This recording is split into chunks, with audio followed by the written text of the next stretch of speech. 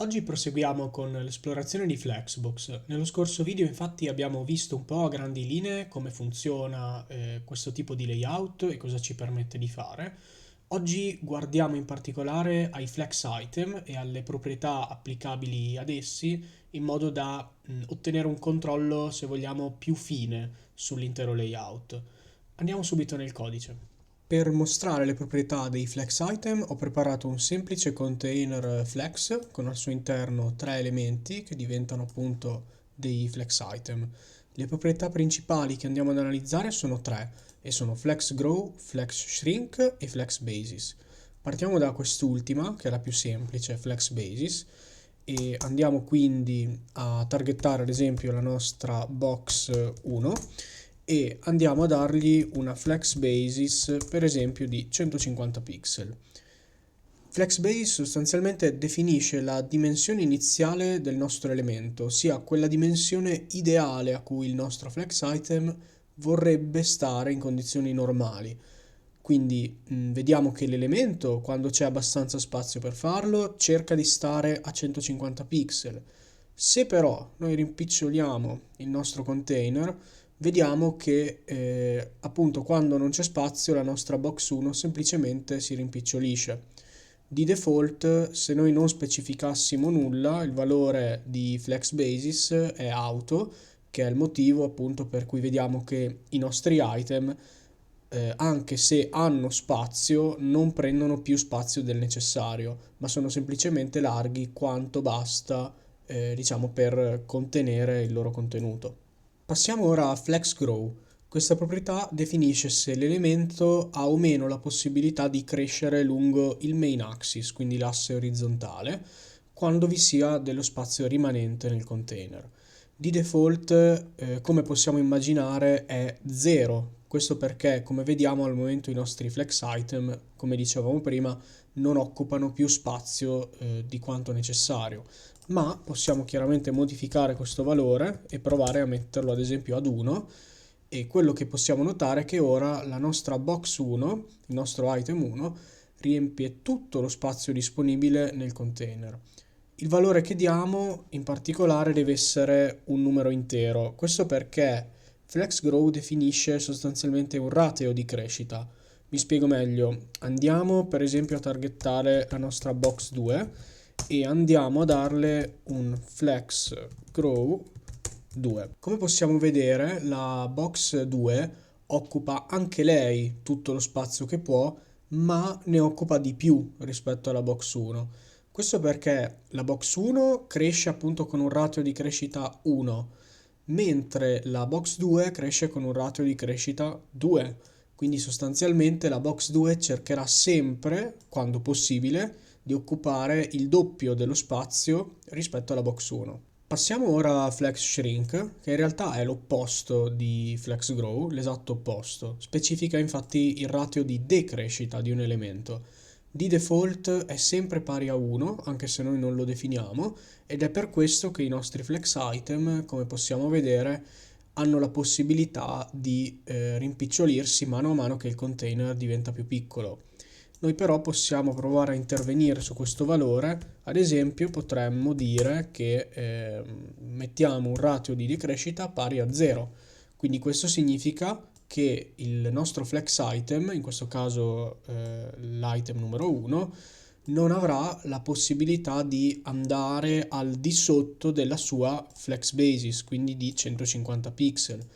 Infatti, proviamo a rimpicciolire il container, vediamo che raggiunti i 150 pixel, sostanzialmente il nostro item non si rimpicciolisce e questo chiaramente causa un overflow.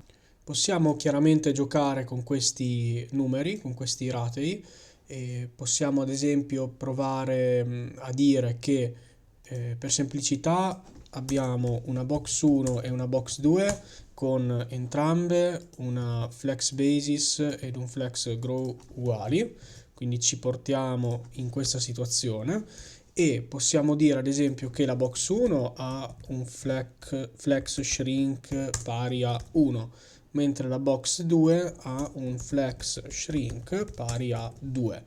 Quindi quello che stiamo dicendo è quando non c'è più spazio sufficiente per contenere a pieno i nostri flex item, sia la box 1 che la box 2 devono rimpicciolirsi, ma la box 2 dovrà farlo con sostanzialmente una velocità doppia rispetto alla box 1.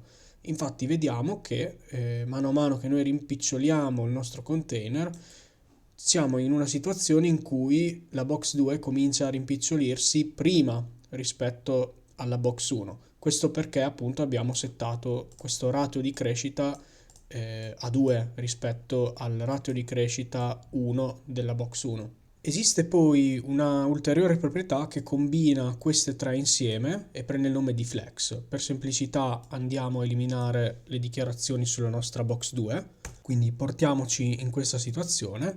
La proprietà flex prende queste tre proprietà, in particolare nell'ordine flex grow, flex shrink e flex basis. Quindi possiamo adesso anche eliminare queste tre dichiarazioni e vediamo che il risultato è esattamente lo stesso. In realtà questa shorthand non solo ci permette letteralmente di risparmiare codice, ma anche di omettere alcuni valori. Ad esempio, noi potremmo semplicemente dire flex 1 e proviamo ad aprire i DevTools per vedere cosa è successo dichiarando flex 1.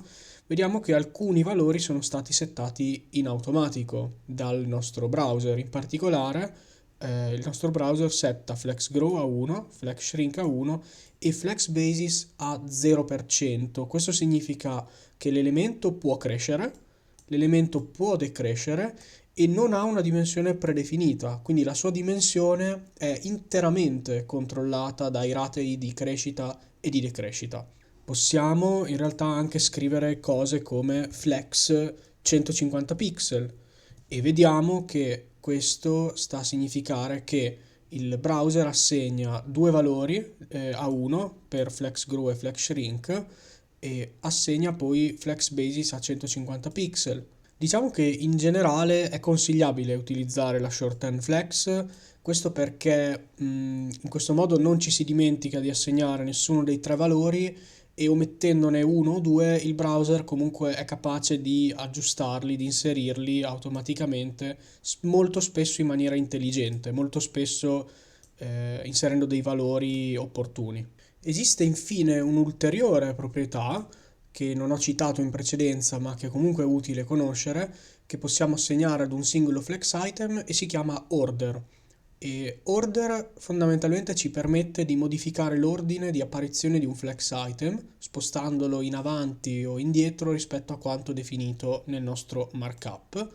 Quindi andiamo per esempio a targettare la nostra box 2 e evidenziamola pure con un outline 5 pixel solid hot pink. Quindi eccola qua, la nostra box 2. E appunto dicevo che esiste questa proprietà order che di default ha sempre il valore 0 per tutti i nostri flex item, quindi vediamo che non cambia nulla anche se io la metto, ma quello che possiamo fare ad esempio è inserire un numero positivo, quindi 1. Vediamo che la nostra box 2 è diventata l'ultima box in ordine di apparizione. Possiamo anche inserire numeri negativi ovviamente, ad esempio proviamo a prendere la nostra box 3 che al momento si trova in ordine di apparizione come la seconda perché la nostra box 2 è shiftata in avanti avendo un valore per order positivo. Proviamo a dire che anche lei ha un outline, questa volta 5 pixel solid Rebecca Purple. Rebecca Purple. Eccola qui e proviamo a dire che lei ha un order ad esempio -1 e quindi vediamo che semplicemente la nostra box numero 3 che era in seconda posizione avendo un numero negativo come order viene shiftata indietro. Qua potrei mettere anche -100, non cambierebbe assolutamente nulla perché comunque è quella con l'order diciamo più basso. Cambierebbe se io qua mettessi ad esempio order -101, in questo caso è la box 2 ad essere la più piccola. Quindi possiamo semplicemente giocare con i valori di questa proprietà inserendo dei numeri che diciamo vanno a far shiftare i nostri elementi. Questo può essere utile per ad esempio layout nei quali da mobile dobbiamo avere un ordine di apparizione dei nostri elementi leggermente diverso dalla versione desktop e può veramente essere un trick comodo da conoscere. Bene, quindi questo era in breve un excursus sulle proprietà applicabili ai flex item. Come sempre vi lascio link utili e codice in descrizione e se avete domande non esitate a lasciare un commento qui sotto e spero che il video vi sia piaciuto e noi come sempre ci vediamo alla prossima.